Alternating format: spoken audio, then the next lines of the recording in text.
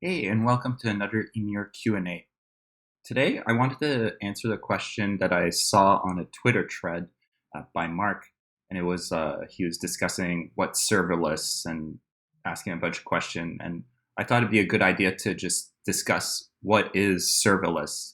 Um, I think you'll if you see the thread, I'll link it in the description. But there's a lot of back and forth whether like this is a confusing term or just like uh, some kind of marketing lingo. And I'm kind of on the side of the marketing lingo. I actually don't really like the term that much, but I thought I'd explain a bit what it is and why the term came to be if you want. I think the best way to think about serverless is Mike had Mike in the thread had a really good description that I like, which is basically your server. The idea of a server is outside of your sphere of concern, so you don't have to worry about it. I really like that, but I find that it's still a bit vague because I think you could argue that if you're paying a host, like to host your WordPress site, you're actually paying for like this idea of serverless too. Like you're paying to not have to worry about servers.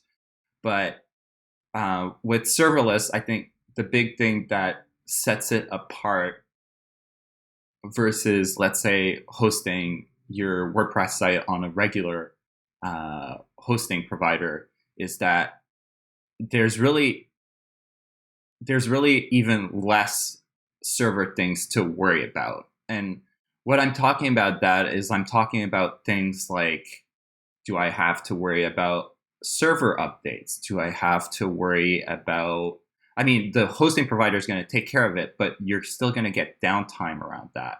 You're still going to get maintenances. You're still going to get all this kind of like server stuff that's there managed for you, but still present. And with serverless, that stuff is also gone. So there's none of that.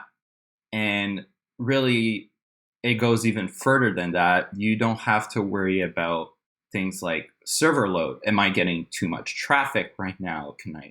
Can, you know, it's common, like I hear stories from customers where, like you get a certain limit of PHP workers. So if you hit like that limit of PHP workers, your site, slows down or becomes unresponsive or things like that. Like there's scaling questions.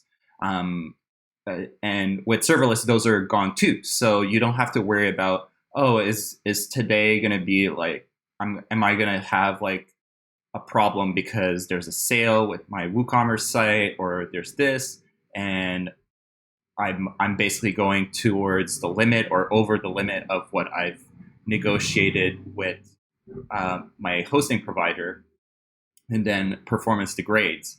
So with serverless, you also don't have to worry about that. And to me, that's where it starts to be like very different. Like I'm a sysadmin, so I do a lot of consulting work as a system administrator, and one of the reasons I really kind of fell in love with this is that there's just, even when you're managing servers or you're paying for a hosting provider, there's still server stuff going on.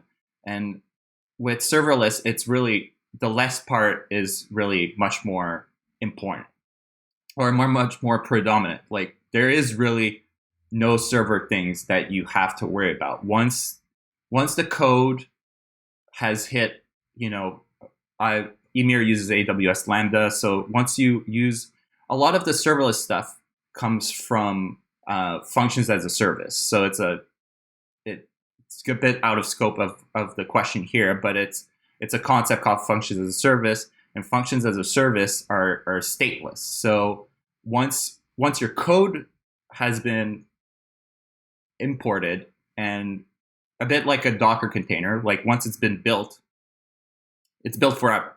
So it'll work yesterday, it'll work tomorrow. There's no changes to that. And for me, it's been very liberating to know that even though there's still a server somewhere hidden, it's really really, really, really, really outside my sphere of concern. Like I just like I deploy my personal website and I know that it'll be up in 5 years. Like I could not touch it for 5 years and I know it would still work the same. I wouldn't have to worry that, oh, maybe I need server updates, maybe the server got hacked, like all this other stuff. It doesn't matter as long as my credit card's good. It's still going to be there. So to me, that's what serverless is. It's that freedom of mind.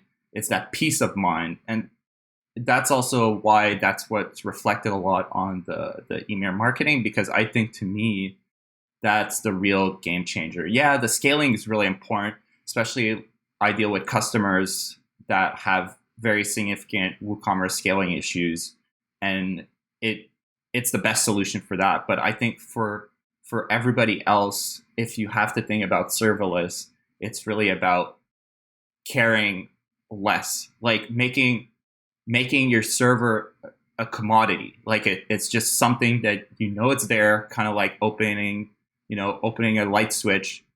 If you make a request to your web to your WordPress site, it's going to be there because it's just it's always there. There's like the only time it's not going to be there is if AWS goes down. If AWS goes down, trust me, the entire internet's on fire. So that's the only thing you have to worry about. And to me, that's been the real game changer with serverless. So hopefully that helps you understand it a bit better. And that's it.